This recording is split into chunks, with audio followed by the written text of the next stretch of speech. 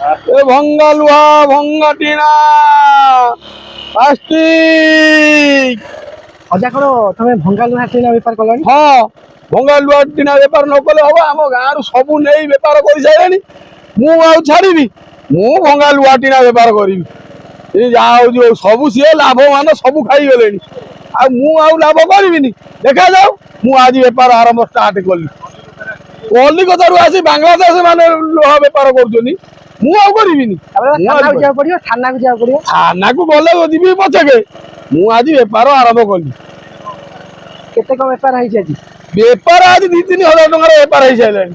ଭଲ ଆଉ ଭଲ ବିଜନେସ ହଉଛି ତମର ଆଉ। ହଁ, ସିଏ ଯୋଉ ଆସିଛି ସୁଶାନ୍ତ, ସିଏ ତମକୁ ପାଟି କରିବ? ସିଏ ଆମ ଗାଁରେ କଣ ପାଟି କରିବ? ମୁଁ ଆମ ଗାଁରୁ ସବୁ ବେପାର କରୁଛି, ସିଏ କଣ କରିବ?